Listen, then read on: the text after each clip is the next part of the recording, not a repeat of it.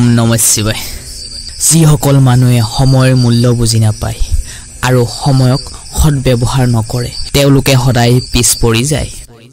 নমস্কাৰ প্ৰিয় দৰ্শক, আপুনি তুলা ৰাশি জাতক জাতিকা হয় নেকি? তেনেহলে এই ভিডিঅ'টো আপোনাৰ বাবে এক গুৰুত্বপূৰ্ণ হ'বলৈ গৈ আছে। জুন মাহটোত আপোনাৰ লোকৰ ৰাশিফল অথবা ভাগ্যফল। জুন মাহটো আপোনাৰ জীৱনলৈ কি পৰিৱৰ্তন আহিব, প্ৰেম সম্পৰ্কত কিমান মধুৰ আহিব, শিক্ষাৰ ক্ষেত্ৰত সাকসেসফুল হ'বলৈ পাৰিবনে, এই মাহত আপোনাৰ শুভ ৰং শুভ সংখ্যা, এই সকলোবোৰ প্ৰশ্নৰ উত্তৰ সোমাই আছে এই স্পেচিয়েল ভিডিঅ'টোত। তেনেহলে আহকচোন পলম নকৰি আমি ভিডিঅ'টোৰ মাজেৰে গতি কৰোঁ। প্ৰিয় দৰ্শক, আমি ভিডিঅ'টোৰ মাজভাগত কম কি উপায় কৰিলে আপোনালোকৰ জুন মাহটো ভাল ধৰণে পাৰ হয়, বিশেষ টিপছ কম, সেয়েহে ভিডিঅ'টো সম্পূৰ্ণকৈ চাবলৈ অনুৰোধ জনালোঁ। প্ৰথমে আমি জানি ল'ম শুভ ৰং শুভ সংখ্যা। শুভ ৰং হৈছে হালধীয়া আৰু গুলপীয়া। শুভ সংখ্যা হৈছে 6 আৰু 9। শুভ দিশ হৈছে দক্ষিণ আৰু পূব।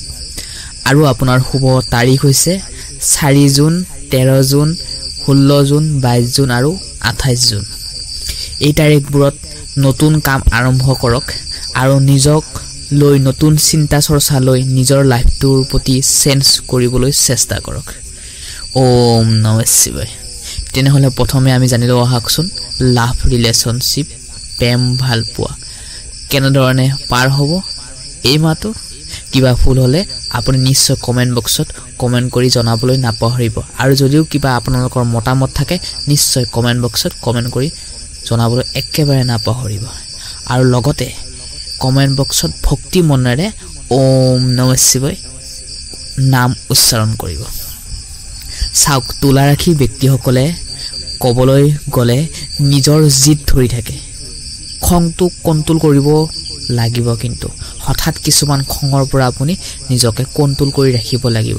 কাৰণ আপুনি যিটো খং দেখাইছে আপোনাৰ আশে পাশে থকা মানুহজনে সেইখিনি নিগেটিভ লৈ ল'ব পাৰে। সেয়েহে আপুনি মুখত মিচিকা হাঁহি লৈ আপুনি কৰ্মবোৰ কৰিব লাগিব। 7 জুনৰ পাছত লাভ ৰিলেশ্যনশ্বিপত কণ্ট্ৰোল কৰিব লাগিব।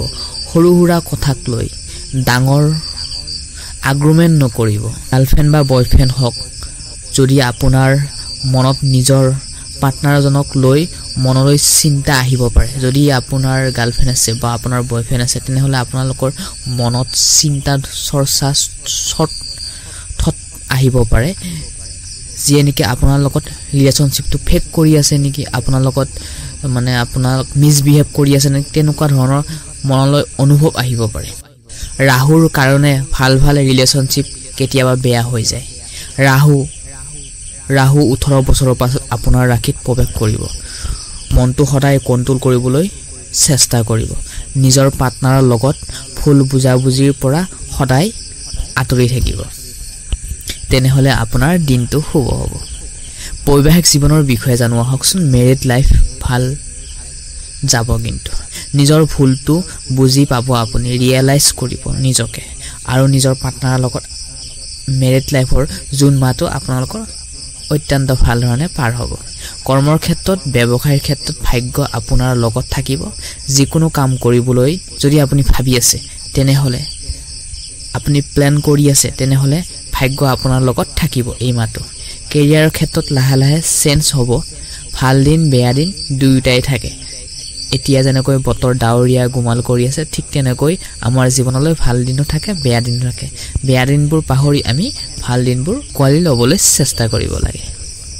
কেতিয়াবা কাম কৰিব মন নাযাব পাৰে আপোনাৰ পঢ়া শুনাৰ ক্ষেত্ৰত, কেৰিয়াৰৰ ক্ষেত্ৰত, কিন্তু 7 জুনৰ পাছত আপোনাৰ এক্সাইটমেণ্ট হৈ থাকিব। আপুনি লাহে সকলো ঠিক হৈ যাব। ওম নমঃ শিৱায়। এই মাহত শুক্ৰৰ বিশেষ স্থানে আপোনাৰ ব্যক্তিত্ব জীৱন সম্পৰ্ক উন্নত কৰিব। কিন্তু ধন সম্পত্তি আয় ব্যয়, জুনত ধন লাভৰ সম্ভাৱনা আছে। হঠাৎ ক'ৰবাৰ পৰা আপোনাৰ ধন অহাৰ সম্ভাৱনা আছে। জুন মাহত আপুনি অচিনাকি উচ্চ ধনৰ লাভ কৰিবলৈ সক্ষম হ'ব। বিশেষকৈ 13 তাৰিখৰ পিছত সময়খিনি আপোনাৰ বাবে অতি শুভ হ'ব।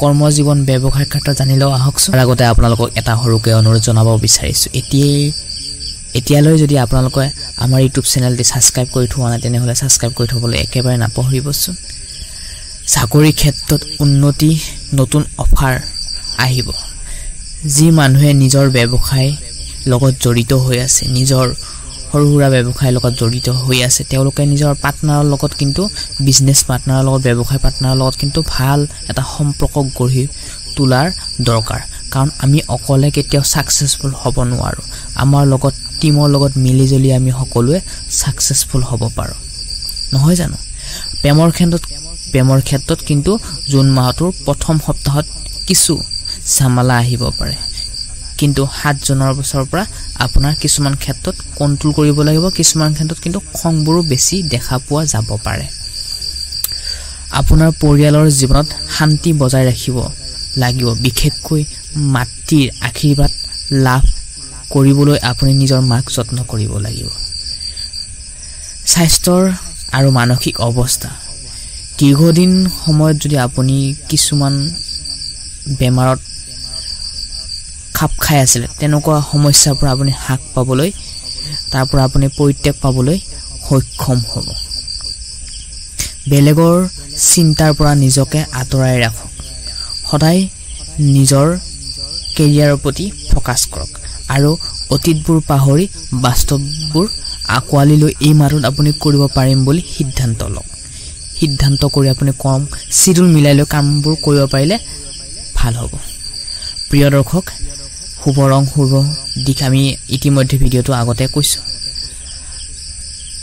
এই মাহটো তুলা ৰাশি ধন প্ৰেম সফলতা দিশে আগবাঢ়িব সেইভাবে মন কিন্তু স্থিৰ থাকিব লাগিব মনটো চঞ্চল কৰিব নালাগিব নিজৰ মনত আত্মবিশ্বাস ৰাখি আগবাঢ়িব লাগিব যদিহে আপোনাৰ ৰাখি তুলা হয় তেনেহলে নিশ্চয় কমেন্ট বক্সত কমেন্ট কৰি জনাবলৈ একেবাৰে নাপাহৰিবচোন পঢ়াশুনা ফালৰ পৰা কিন্তু ছাত্ৰ-ছাত্ৰীসকলৰ মনত কিন্তু কিছু উটং আহিব পাৰে কিন্তু চঞ্চল হ'ব পাৰে কিন্তু কন্ট্ৰোল yourself কন্ট্ৰোল কৰি ৰাখিব যিকোনো ক্ষেত্ৰত তেনেহলে আগবাঢ়ি যাবলৈ একেবাৰে আপুনি সাহস পাব নিজকে আপুনি শক্তিশালী পাব আৰু লগতে মঙ্গলবাৰ আৰু শনিবাৰে এদিন দুটা দিনৰ ভিতৰত আপুনি এটা দিনত যিকোনো সময় আপুনি মন্দিৰত গৈ হনুমান চালিসা পাঠ কৰক ঘৰত থাকিলে হনুমান চালিসা পাঠ কৰক আৰু লগতে মন্দিৰত গৈ আপুনি প্ৰদীপ জ্বলাওক তেনেহলে আপোনাৰ মনটো শক্তিশালী হৈ উঠিব